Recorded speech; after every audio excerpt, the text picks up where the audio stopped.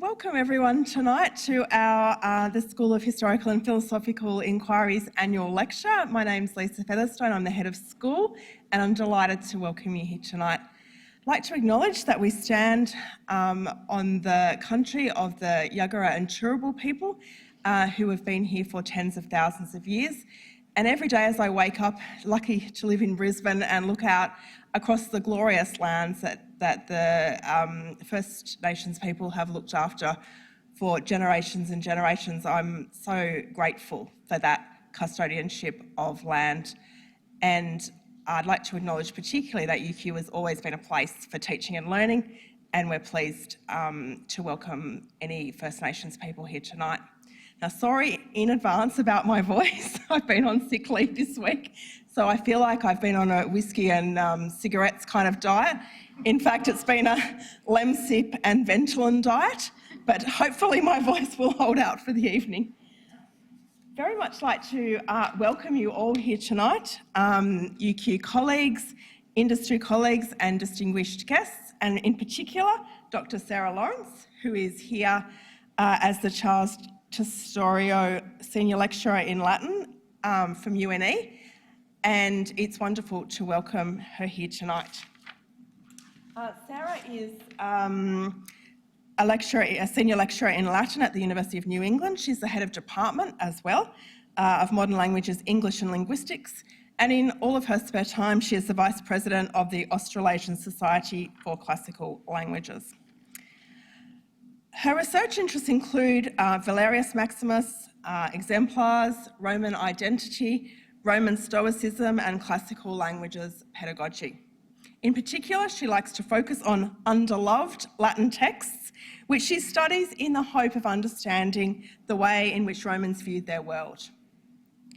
Her research has been published in a number of edited volumes and journals and ranges quite eclectically, actually, from genocide in the ancient world to Judith Wright's use of Virgil. Sarah's a really passionate teacher and is committed to social justice through education. We're absolutely delighted to have her here tonight to present on empathy in early Imperial Rome. Thank you.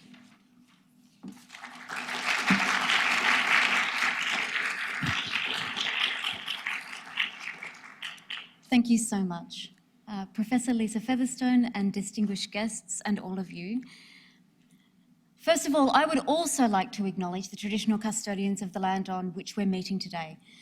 I'd like to acknowledge that this is the unceded land of the Turrbal and Jagara peoples and to pay my respects to elders past, present and arising, with particular reference to any Indigenous people here today. It's important for me to include an acknowledgement of country when I speak, but here's the thing. As a depressingly unvaried Anglo-Saxon person who is unremittingly white, I have no idea how it would feel to have my stolen country acknowledged as I listened at an event in a Western educational institution. I do it because I feel it acknowledges someone else's very important and long-silenced perspective. I do it because I think it's very important to integrate other points of view than those embedded in the implicit power structures of the state. And I have had Aboriginal students tell me that it matters to them. But I do not have the experiences, knowledge and worldview to see it from their point of view.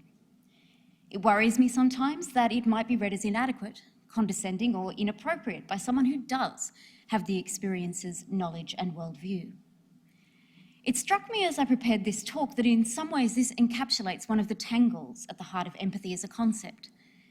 Empathy requires us both to try to inhabit someone else's experience and simultaneously to recognise that this is more or less impossible. Having said that, as many scholars have said before me, while empathy is a hot topic in our times, there's very little agreement on what it actually is. The word itself is startlingly new. Empathy was coined by Edwin Titchener in 1909 as a translation for the term Einfühlung, a word created only 36 years earlier by Robert Vischer in his 1873 dissertation on the optical sense of form, a contribution to aesthetics. One of the key questions is whether, despite the newness of the word, empathy has been part of humanity for some time, and certainly some scientific findings support that the idea that it is a neurological component of primates more widely. Through extensive studies carried out using functional MRIs, neuroscientists have been able to identify parts of the brain that appear to respond to someone else's physical pain, in particular, pain. The same pathways light up when we watch footage of another person having an acupuncture needle inserted into their flesh as do when we experience it ourselves, unless we're medical professionals. Likewise, spouses who were told that their partners experienced a series of mild electric shocks had almost exactly the same brain response as was recorded when they themselves were shocked earlier in the day. This has been connected to the identification of mirror neurons, parts of the brain first recorded in 1992, which seemed at the time to show the same response from macaque monkeys on doing a particular action and observing someone else doing that action. Over time, the significance of this discovery for the study of empathy has been questioned, but the evidence still seems to suggest that mimicry, visible or not, has an important role to play in how we understand someone else's experience. You might think of the way in which we often find ourselves automatically echoing the expression of a baby's face back to them because we can't use language to communicate. One of the more startling things I read while researching this talk is that people who have had Botox in their foreheads and other facial muscles can become less able to interpret other people's emotions. So our ability to mimic or mirror expression as a way of understanding might be more important than anyone has really thought.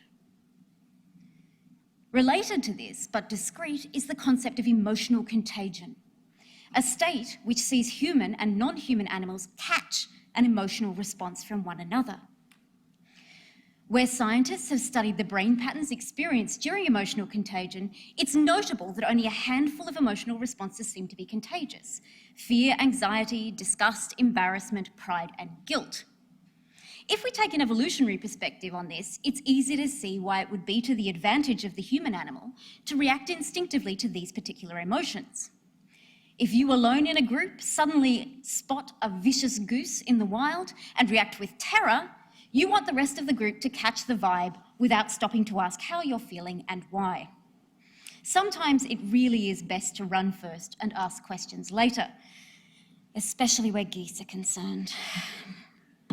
There is a beautiful example of emotional contagion from the Roman world in Ovid's epic poem Metamorphoses, where a character describes watching the sailors on a ship at sea suffering under a terrible storm and says, "I was terrified, forgetting now that I was not on board." These understandings of empathy as an automatic, instinctive response speak to it as an intrinsic element of us as an animal. Indeed, it's been argued that empathy allows us to bond and work effectively, and so is fundamentally linked to our ability to survive and thrive as a species. If we move to the psychological, philosophical perspective, empathy is generally understood as resting somewhere along the spectrum from perspective-taking or role-playing to unconsciously merging self and other, in the words of Francis de Waal. The key element that seems to distinguish these degrees of interpretation is the extent to which conscious cognitive effort is involved. Thomas A. Cahut, for instance, when speaking of historical empathy, sees it very much as a cognitive exercise, where the historian deliberately attempts to put themselves in the position and perspective of another person. A range of studies have been carried out attempting to inculcate this kind of empathy to reinforce social justice imperatives because it does involve a conscious process. On the other hand, there are interpretations of empathy which read the cognitive load as unconscious and see a much stronger role for emotion in the process. Paul Bloom describes empathy as the act of coming to experience the world as you think someone else does, a description that is still more cautious than Breithaupt's co-experience of another's situation, or Johansson and Carl, who simply define empathy as feeling what another feels. All of these interpretations depend, at least to some extent, on the point first elegantly made by Martin Buber in 1923 in his book Ich and Du, or I and Thou, as it's usually translated. In this work, Buber argues that we only truly connect with another human if we see them within a framework which acknowledges their subjectivity, their own independent mind and experience, as existing on the same level and with the same weight as our own. It's this factor that critically underpins both the possibility of there being another mind with which we can empathise and our desire to want to empathise. It's a relationship involving I and thou, not I and it. Because in this paper I'm initially interested in seeing if we can trace empathy in a Roman text, I'm going to work with a fairly loose definition and see first whether we can see this acknowledgement of another mind and experience in the sense of position-taking or role-play. And at this point, I should introduce my experimental text for the evening. The elite of the Roman world in the Republican period, roughly 509 to 27 BCE, used oratory on a daily basis. One's power as a speaker was critical to every aspect of the Roman career path. We have a number of texts preserved that discuss the practice of rhetoric and oratory, as well as some forensic and political speeches. In the Imperial period, when the centre of the Roman government shifted to focus on the princeps, or first man in the state, we use the term emperor, oratory retained its glamour and importance as an element of Roman education, but lost a lot of its practical function. There's no point giving a blistering election speech if the emperor has already decided who's going to be elected. Instead, we see a focus on declamation, essentially exhibition oratory. There were two main kinds: controversiae, during which speakers debated a fictional legal case in response to a fictional law, and Suasoriae. Suasoriae were speeches delivered to a historical or mythological personage, advising them on a particular dilemma. The collection on which I'm drawing tonight was preserved by Seneca the Elder, father of the much more famous Seneca the Younger, in the first half of the 1st century CE, and it features excerpts from a range of different declaimers. Responding to scenarios including advising Alexander the Great on whether or not to sail beyond the boundaries of the known world, and counselling the 300 Spartans at Thermopylae on whether they should hold the line or run for their lives. So you might be able to see why I was drawn to the Suasoriae as a space in which to explore empathy. Each speaker needs to make a pitch that the audience will regard as persuasive. And in the modern world, this kind of persuasion would assumedly involve taking the other party's point of view. A number of studies have explicitly suggested that creating empathy is a key mechanism of persuasion, both in political and marketing terms.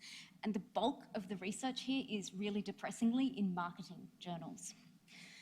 More surprisingly, perhaps, at least one study has suggested that declamation, specifically controversiae and Suasoriae, could be the perfect tools with which to inculcate empathy in the modern world. And I have Victor Frey in the 2017 issue of Nautical Mediterranean, the Icelandic e-journal of Nordic and Mediterranean Studies, to thank for this insight. I'm going to start with Suasoriae 6, in which the declaimers try to persuade Cicero to beg for his life from Marcus Antonius, or as we know him better, Mark Antony. So a bit of backstory.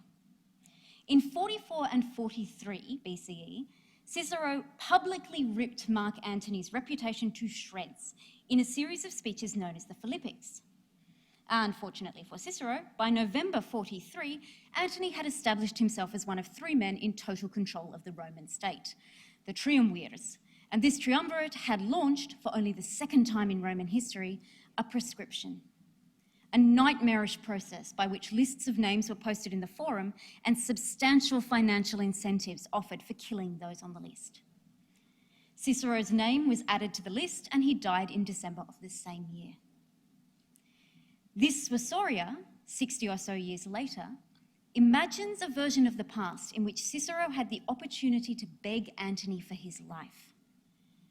The question at hand is whether he should do this or not. Now, it would be possible to make a pitch of this kind without attempting to inhabit Cicero's perspective. One could simply say that it was a good idea or a bad idea on moral or utilitarian grounds, irrespective of whom one addressed. If I were addressing someone on whether or not to buy an independent bookshop in 2023, for instance, I could make the case for on the basis that independent bookshops are a capital G good, and here you'll see my local capital G good, Reader's Companion, or against on the grounds that it's likely to entail financial ruin without any reference to the character or habits of my audience. In Suasoriae 6, though, the excerpts from the declamations collected do seem to consistently attempt to respond to Cicero's unique perspective. This might not have been the case for all declaimers on the topic, but these are the examples that Seneca has chosen as representative. One of the key arguments put forward by the declaimers is that Cicero should not beg because the state of Rome under the triumvirate was unbearable. And the point is made that it would be particularly unbearable for Cicero. So I'm going to read translations and give you the Latin in case you would like to play with the Latin. The declaimer, whom Seneca quotes at the start of this section, Quintus Haterius, gives a good example. But how would you be able to enter this Senate cruelly drained, shamefully filled? But would you want to enter the Senate in which you wouldn't see Gnaeus Pompeius, nor Marcus Cato, nor the Luculi, nor Hortensius, nor Lentulus and Marcellus, nor indeed your consuls, Hirtius and Pansa? Cicero, what is there for you in this alien age? Our times have now passed. Haterius not only shapes the argument to Cicero's relationship with his peers, particularly in describing Hirtius and Pansa as Cicero's own consuls, but he also imagines himself as one of those peers in the final line when he says, our times have now passed, mirroring what he imagines as Cicero's response to events. The declaimer Claudius Marcellus Caesarinus also stresses Cicero's personal links and reactions to departed Romans. He says, please think of your Cato, whose death you praised. The aim appears to be to make an appeal which speaks to Cicero in terms that are tailored to his individual experiences and perspective. Aurelius Fuscus takes it a step further by integrating Cicero's age and stage of life as a reason why he should be prepared to accept the consequences of prescription rather than beg. And yet, if we look back to your age and the tally of years achieved by brave men, you've surpassed 60, you've lived long enough. Cestius Pius runs a similar line, but with a little flattery thrown in as garnish. If you consider the desire of the people, Cicero, whenever you die, you will have lived too little. If you consider the things you have achieved, you have lived long enough. If you consider the blows of fortune and the current state of the Republic, you've lived far too long. If you consider the memory of your deeds, you will live forever. A similar perspective-taking approach goes further in imagining Cicero's likely reaction to future events, arguing that because of who he is, he would be unable to restrain himself from criticising Antony, even if he should successfully beg for his life. So Quintus Haterius again says, believe me, though you carefully guard yourself, even so Antony will do something about which Cicero can't be silent. We can see that Quintus Haterius is drawing on both the events of Cicero's life, his track record, and his character to imagine what would happen should Cicero live. This is certainly a kind of role play and seems very much to fit into the empathetic framework of perspective-taking. Another version of this sees some declaimers choosing to use Cicero's own words as a means of persuading him. Haterius quotes Cicero directly, but others decontextualize and paraphrase some of his greatest hits. Porcius Latro, for example, uses a quote from Cicero's speeches against Catiline from 63 BCE, followed by a paraphrase of one of the high, or low, depending on how you look at it, points of the Philippics. Cicero, you need to use these words all the time, all the customs. You will see his eyes blazing with cruelty and arrogance at the same time. You will see that expression not of a man, but of a civil war. You will see those jaws through which the estate of Gnaeus Pompey was swallowed, those sides, that gladiatorial muscle of the whole body. You will see that place before the tribunal where once a master of the horse, for whom it was shameful to belch, fouled with vomit. In this respect, the The declaimers go further than imagining how Cicero as a character might react to a hypothetical future. Instead, they're almost attempting to play the role Cicero in front of an audience, to play at being Cicero, using the persuasion of Cicero to persuade Cicero. On this basis, leaving aside the recent development of the term empathy, I would certainly argue that we can see perspective taking, a feature of many contemporary definitions in these texts. The stances taken by the declaimers also brings to light an aspect of empathy which has been spoken about more in the last 10 years. There's a tendency to think of empathy today as an entirely positive thing. It's from this point of view that we get Obama's famous empathy deficit rhetoric, or Simon Baron-Cohen's argument that the worst aspects of humanity are characterised by 0 degrees of empathy. The point has been well made by Paul Bloom and particularly by Fritz Breithaupt, however, that empathy is far more complex than this. While Bloom and Breithaupt argue for the negative and dangerous sides of empathy, it's enough here perhaps to think of empathy as a neutral quality. Just because you can effectively take someone else's perspective doesn't mean you're going to be nice about it.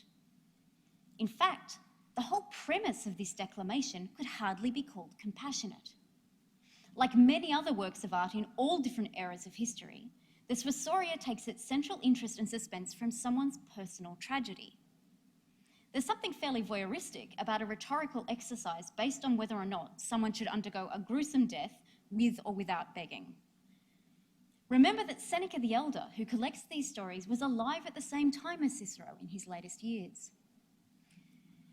Emily Johansson has described the way in which trauma is often repackaged in the modern world as a means of producing wealth through empathy-generating narratives. If we replace the generation of wealth with social capital, this is an apt description of what's happening in our declamations. The production and operation of empathy is by no means inherently well-intentioned or characterised by kindness. The standout example amongst the declaimers is Geminus Varius. Seneca the Elder is not impressed with Varius's argument, but he records it as follows.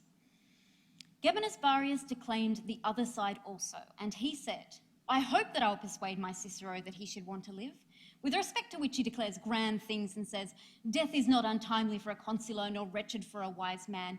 It doesn't move me. I know well the habits of the man. He'll do it. He'll ask. For what's relevant about slavery? He won't reject it. He already has a well-worn neck.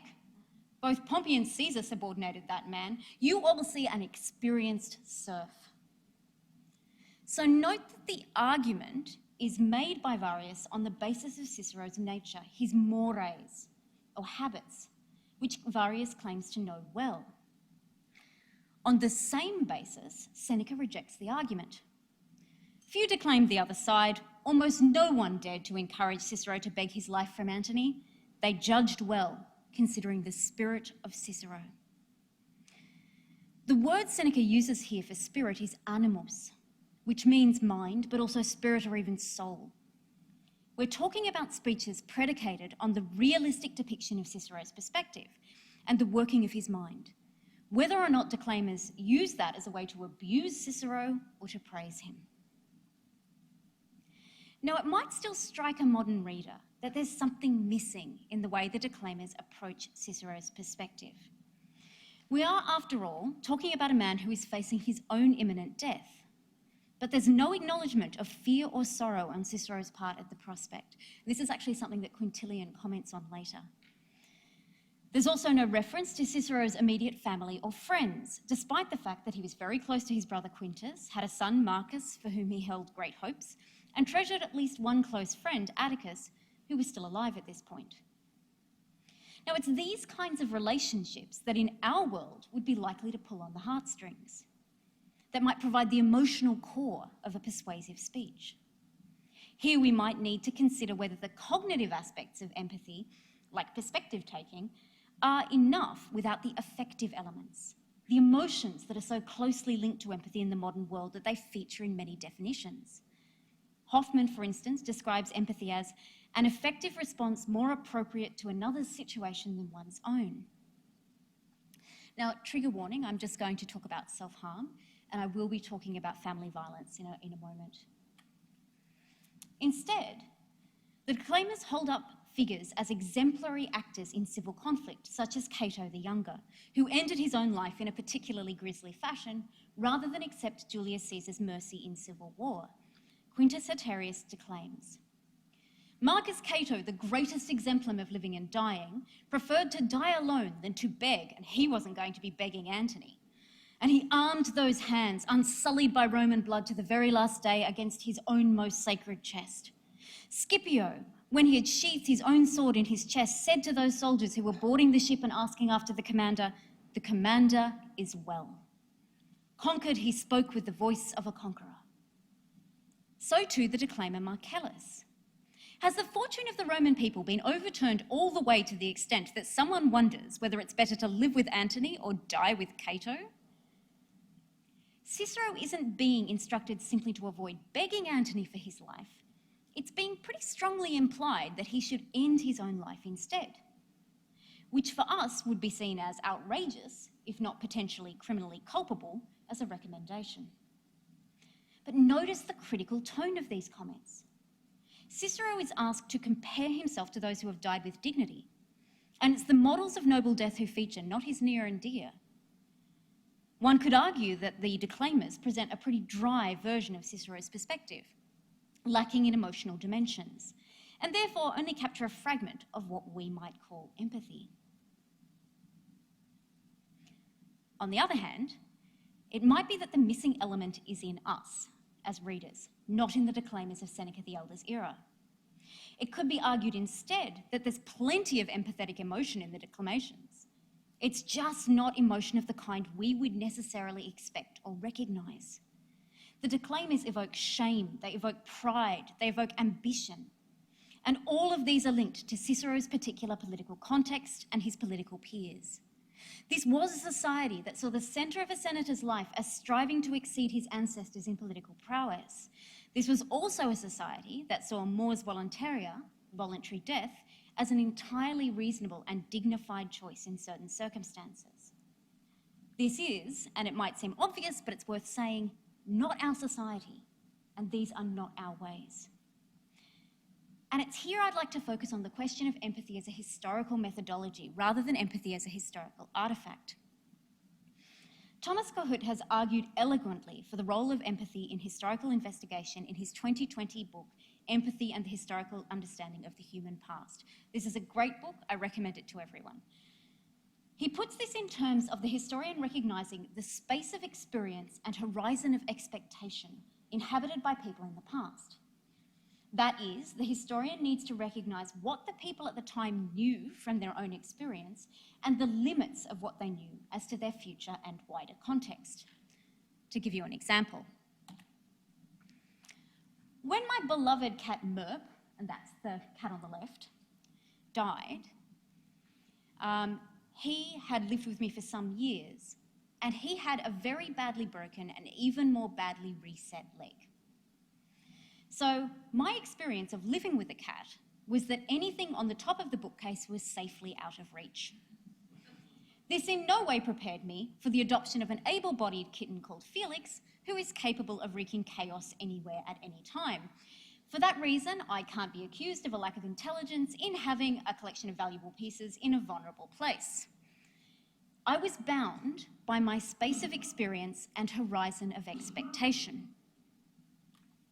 On this basis, Kohut makes the important point that empathy and historical knowledge is not about imagining the people of the past as being like ourselves. Empathy and historical knowledge is about recognising that the people of the past are different from us and then trying to imagine being like them. Kohut applies this technique to 3 case studies from the Second World War, and he demonstrates how we're able to draw out the subtleties of the events much more effectively by focusing our gaze on the subject's space of experience and horizon of expectation. There is a big difference, I would suggest, however, between applying this to people whose experience is within living memory and for whom we have minutes of meetings, footage, audio, diaries, mass media, and memories, and applying this to Seneca's vision of Cicero's Rome. This takes us back to two of the aspects in which empathy has been described as negative and even dangerous: the question of empathizer assumption and empathetic bias. The first of these isn't just a difficulty when we look at other periods of time. It's also been noted as a difficulty in a cross-cultural sense. What might strike you or I as a natural emotional reaction, what we might expect someone to feel, is not at all guaranteed to be how they really feel. Scholars have begun to point out that our empathetic framework is very much, as Eichbaum and colleagues put it, Western individualist, deriving from high-income, often colonial countries. Even within these societies, our empathetic possibilities can be limited, as I indicated at the opening of this talk, by our own experiences. Now, a very good example of this is contained in the writings of the African-American poet Claudia Rankine, whose work Ralph Clare's chapter on empathy brought to my attention. I think it's worth pausing to look at an extract from her collection Citizen, published in 2014, because she will make the point more eloquently than I can. The new therapist specialises in trauma counselling. You have only ever spoken on the phone. Her house has a side gate that leads to a back entrance she uses for patients. You walk down a path bordered on both sides with deer grass and rosemary to the gate, which turns out to be locked. At the front door, the bell is a small round disc that you press firmly. When the door finally opens, the woman standing there yells at the top of her lungs, "Get away from my house! What are you doing in my yard?" It's as if a wounded Doberman Pinscher or German Shepherd has gained the power of speech. And though you back up a few steps, you manage to tell her, "You have an appointment." "You have an appointment?" she spits back. Then she pauses. Everything pauses.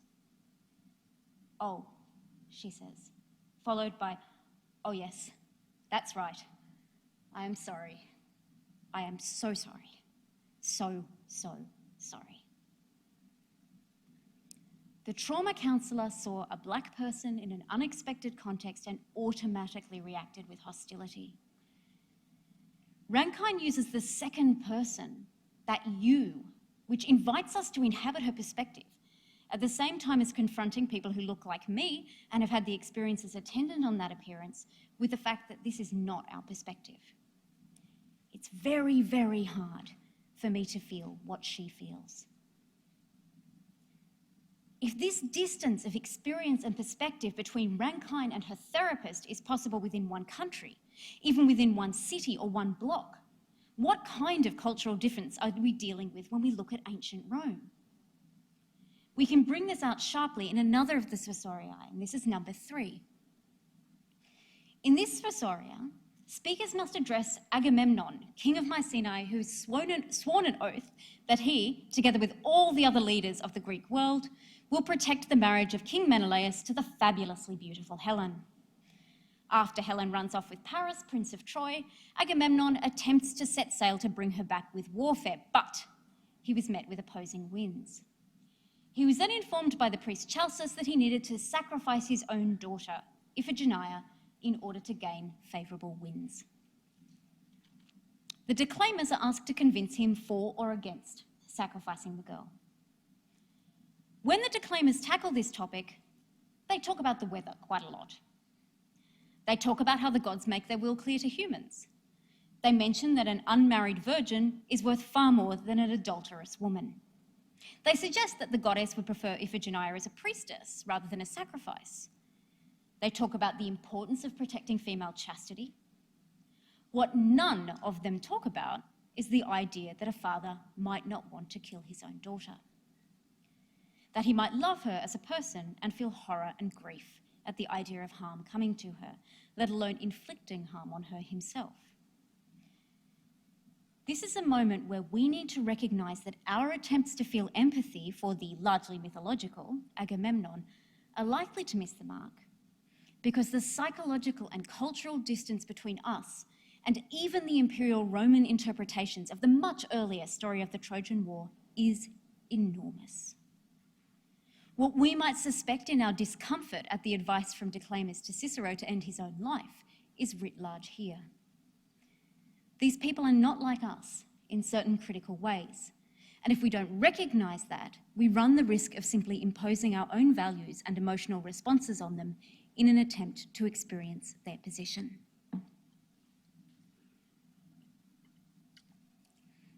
This is one of the things that makes empathy, as a historical methodology, difficult and troubling.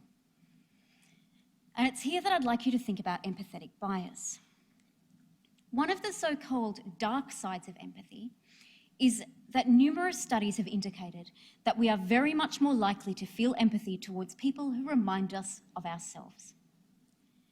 This is partly because it's just a lot less work in a cognitive sense. We instinctively try to read other people in terms of our own responses, emotions, and values.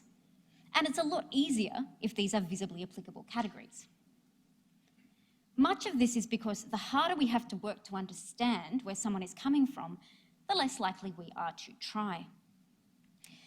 Incidentally, Prince has written about studies that have also indicated that there is an empathetic bias regarding cuteness. So a really good example for your context in particular is the way people might feel about cruelty towards a platypus and cruelty towards a cane toad. We connect with something that we see as appealing, and it's very much easier for us to empathise. Studies also suggest that we empathise much more easily if we think someone's likeable.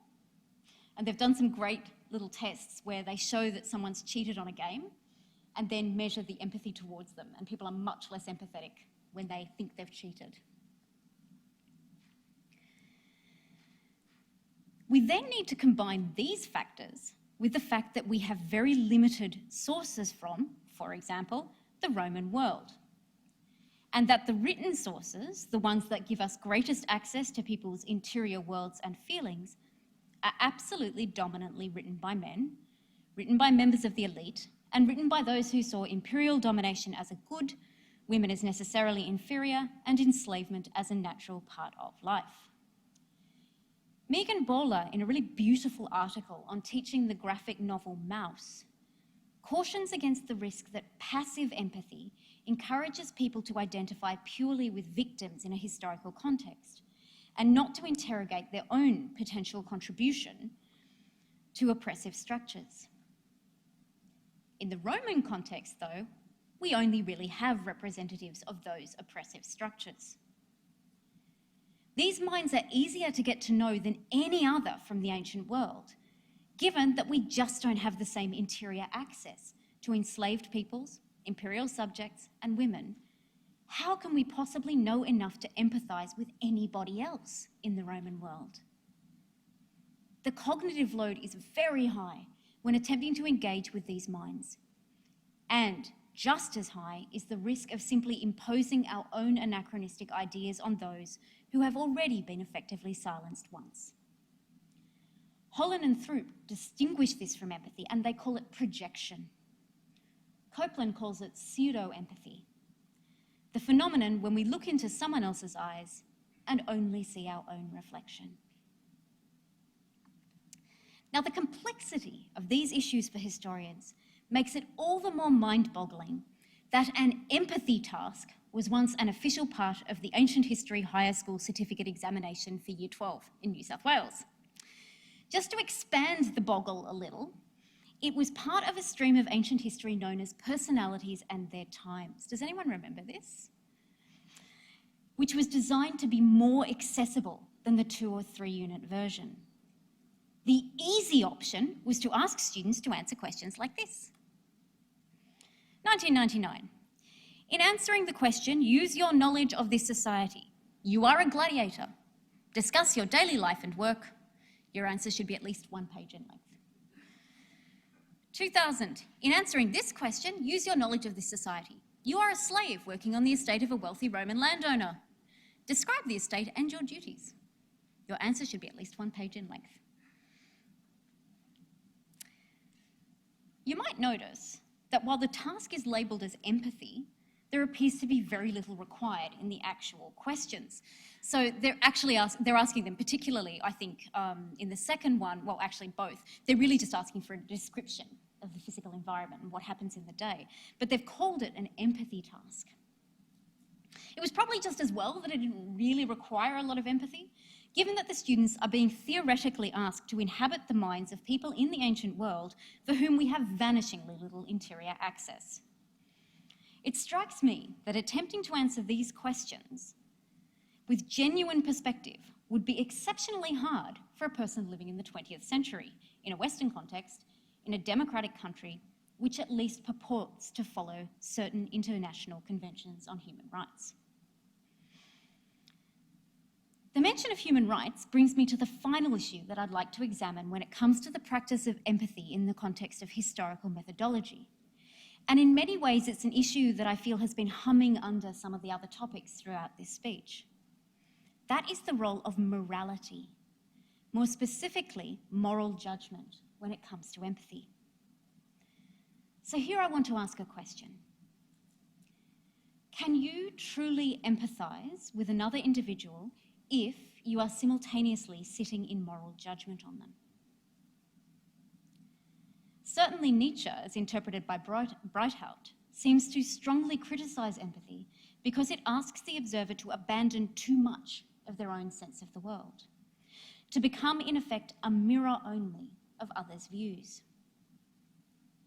Without going as far as Nietzsche, we can question the extent to which moral judgment necessarily creates distance between the observer and the observed. If to feel empathy is to inhabit the experience of another person, to feel with them, how do we integrate serious ethical differences or even concerns? This is particularly pertinent for those interpretations of empathy which see an intrinsic feature of empathy as being the desire to relieve suffering. What if the person with whom one is trying to empathise does not, by your judgment, deserve help, or bring suffering on others as well as or instead of themselves? Susanna Braxford-Lipscomb has written a really excellent chapter about what she calls the ethic of empathy in George Eliot's novels, in which she argues that one of Eliot's core concerns is to encourage the reader to understand the perspective of some of the more objectionable characters in the books. It's easy for any idealistic and bookish young woman to imagine herself as Dorothea in Middlemarch, but it's potentially more valuable and more interesting to try to imagine ourselves as Edward Casaubon, despite the fact that he's genuinely awful. To understand the worldview and context that shapes him and his impact on other lives. We can return here to the figure of Agamemnon in Seneca's collection of Suasoriae. Can we today truly feel empathy for a man who is willing to kill his daughter in order to fight a war about someone else's wife, if we are simultaneously horrified and opposed to his attitudes, even if we acknowledge that within his context, these attitudes were not nearly so shocking? Now, the philosopher Adam Morton suggests that not only is it something that we find difficult, but it's also something that we are really reluctant to do. Because if we do empathise with that, we have to acknowledge that some part of us can understand those thoughts. And that's not a place that many people want to go. Kohut addresses this question directly by separating empathy, imagining someone else's perspective, and sympathy, feeling compassion for their position. He argues one can empathise with people for whom one feels no sympathy, and one can sympathise with people in whose place one could never imagine oneself being.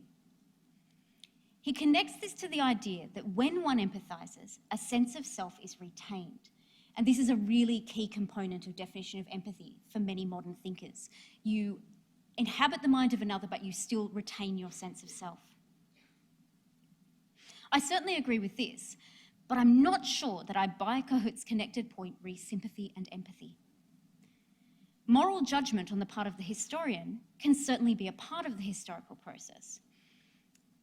But I'd argue that as soon as we start to judge, we automatically create distance. And when we do this, it's very difficult to focus on understanding the particular dimensions and nature of someone else's experience. If we're reserving a part of our analysis for condemning the attitudes towards women expressed in the ancient world, it's hard to get inside Agamemnon's head. For me, this ties back to the earlier point that empathy is not inherently morally good, any more than a computer is morally good.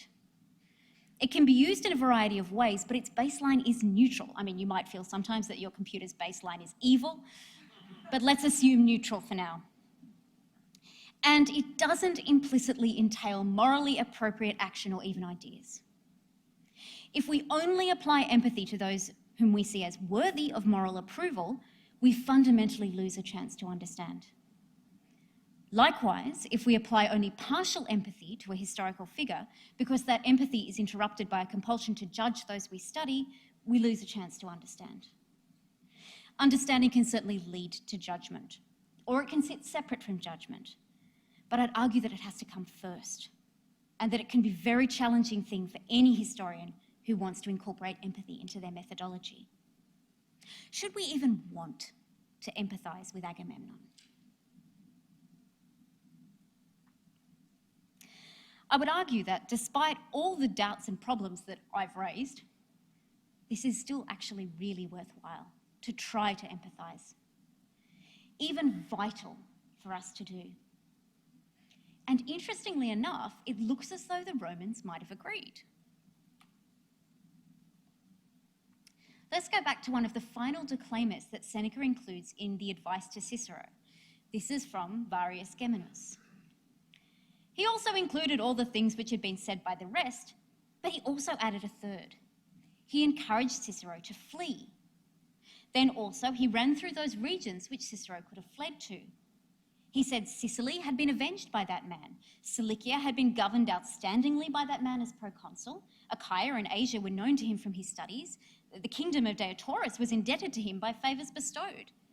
Egypt both had the memory of his good deeds and sore regret for its treachery. But most greatly he encouraged that man to go into Asia and Macedonia, to the camps of Cassius and Brutus.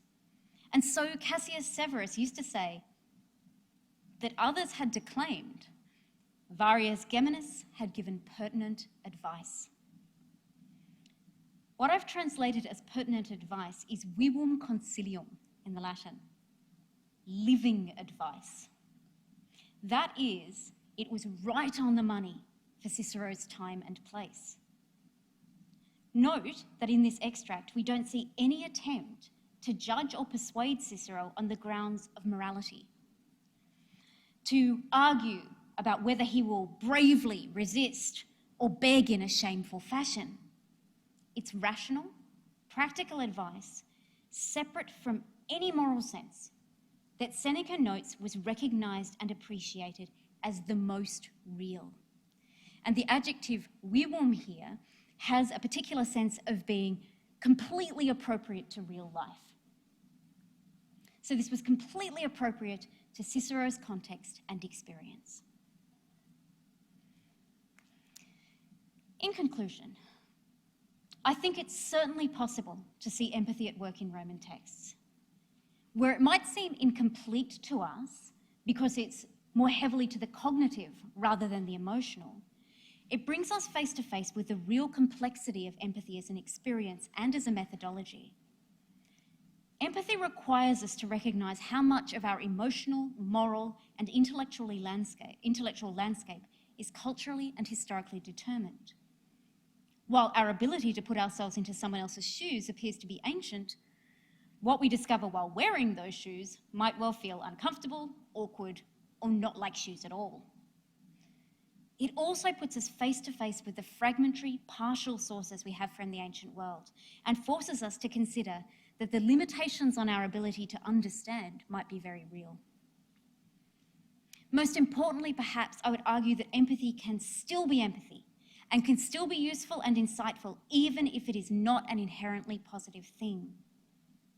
Personally, I would argue that empathy is all the more important if we separate it from the moral aspect, because it's the things that are most alien and unsettling to us that we most need to strive to comprehend.